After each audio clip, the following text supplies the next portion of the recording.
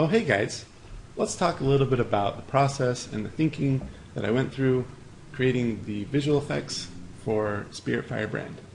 So in this breakdown, I'm only going to talk about the stuff that's playing on him when he's not casting abilities. So here we've got the fire in his hands and the headdress, and those we would call idle particles. It's the particles or the effects that play all the time whenever he's just running around or just standing there. So I'm going to break it down between two parts. We'll start with the hands, and then we'll move on to the headdress. And when you're thinking about these different effects, the number one thing I want to look at is how they relate to the rest of his body. So first with the hands, I'm looking at these bright colors. And at first when you see this, you think, oh, well, it's dark energy, right? But there's a lot more going on in it than just dark energy. There's also some light parts. We've got different things like the pinks and the cyan color, and then the dark purples and blacks. So let's look at the different components that work together to make up those hand effects that we see there. First off, we've got the glow. And in this case, because I want to do dark magic, I'm going to invert the glow and I'm going to make it black. So it's not light at all. You can see the texture that we've got down here on the left. It's just a simple fuzzball. And then I'm going to break down how that fuzzball moves, which at first you might be thinking, Jason, the fuzzball isn't moving, but once we see the outline on there, you'll see what I mean. So you get this outline going, and you can see now that the balls are growing and shrinking, which adds this really subtle movement to that dark mist that's floating around his hands. Another cool side effect that we get to doing the texture this way is that his fingers kind of clip through that dark, and so it looks like he's kind of holding on to the darkness, right? And his hand's coming out of the darkness and it's dipping back into it. It's a nice side effect of doing it this way. Next up, we've got these glowy bits. Now, this texture here that you see on the left was actually created by a different artist, and you'll see that there's a bit of genius to it that the artist was thinking.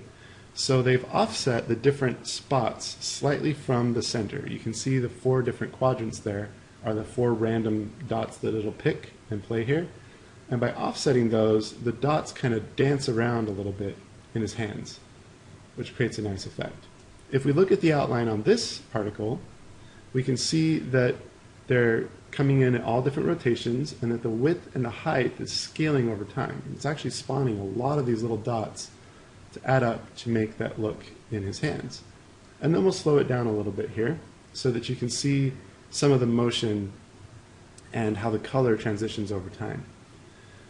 So these dots are basically, hasn't slowed down yet, there we go, now it's slow. So these dots are basically, like I said earlier, working together to create one kind of mood or piece, right?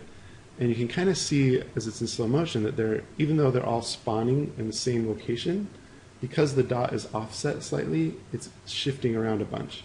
And then that color over time goes from that bright teal down to that pink as it fades off. It adds some nice color depth to it. We're just working with a white dot over there, but because I'm tinting it over time as it transitions, it creates this kind of like prismatic rainbowy effect in the center. And this is going to be the core of the effect, or the bright spot that's going to pop out against that dark. You'll notice that each one of these colors exists on Brand's body.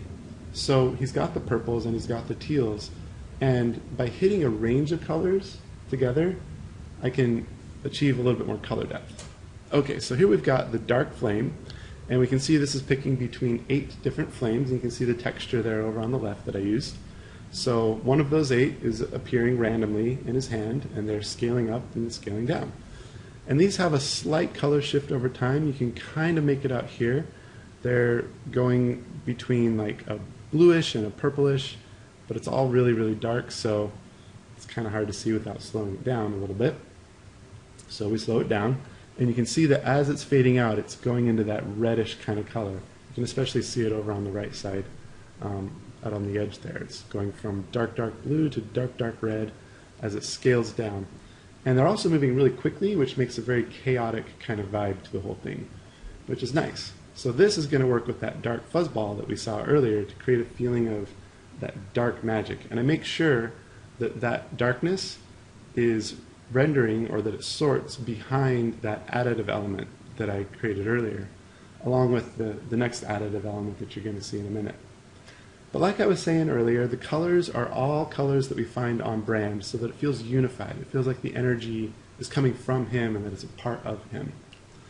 Here we've got the other additive element. You can see here that they're also moving very quickly, very rapidly and chaotically. And as they travel upward, they're getting really big really fast. So it feels like a nice concentrated energy at the bottom where it's bright cyan.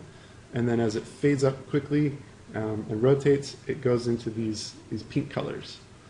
And then once we show the cards here, you can see that it's only randomized, like only some of the textures are getting really big, but a lot of them are staying really small. And that can be done with random numbers in the effects engine that I work with, so that only a few of them get really big, and it feels kind of like, these little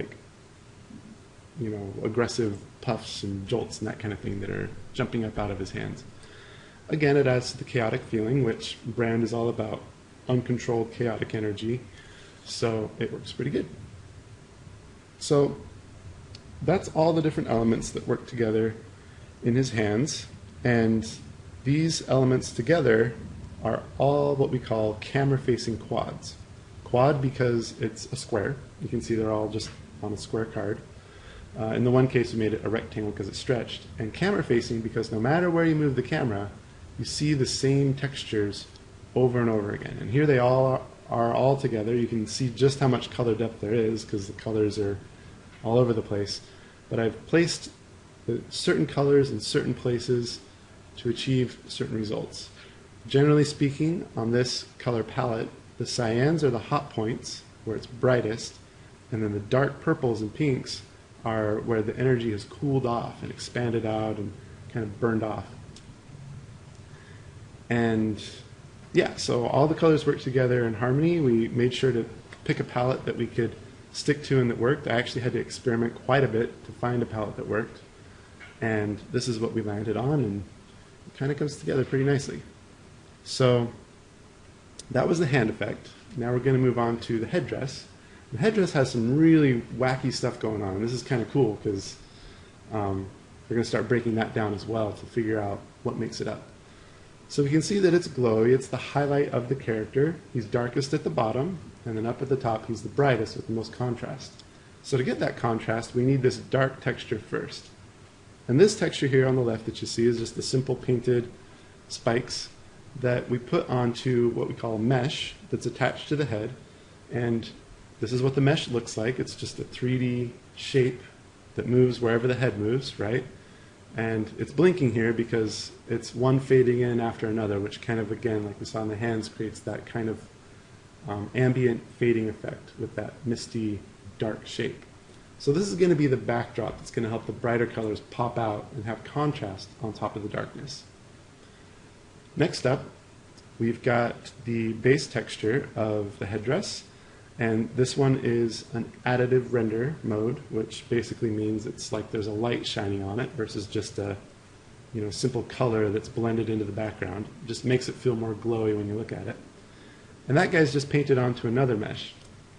Now, to kind of show you a little bit more of how this texture works, I put it on a flat card here for you. And you can see that this flat card, it kind of has this weird like ghosting feeling to it. Like it kind of, the edge of it seems to be vibrating just slightly. And by showing the outlines of the mesh, you can see a little more clearly what I mean. So you'll notice that it's spawning multiples of this card, or this mesh, right? And they're sliding back just ever so slightly away from Brand's head, which creates that little bit of a gap and that little bit of a fade over time. And you can see how the colors are fading up there on the edge because the edge is picking up the color fade that we put into the effect. So that's the texture all splayed out. And then here's another texture that's going on. This one actually tiles top to bottom, which means that it repeats. If you look up at the top of the texture and then down at the bottom of it, you'll notice that the two hook up together seamlessly. That way I can just infinitely scroll this texture up over the mesh constantly. And it creates this interesting like wispy feeling to it pretty simply by just painting wisps, right? And then we map that, instead of just being to a card, we map that to the actual headdress shape. So here it is scrolling on that headdress.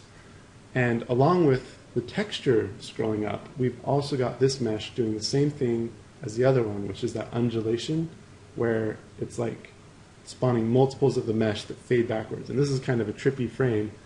I know it might look like your camera's doing weird things or your monitor's doing weird things, but that's just the multiples of that mesh constantly spawning and moving backwards away from the camera. And so it's also changing color over time from blues to purples, just slightly, to give it that nice flavor of color that blends together.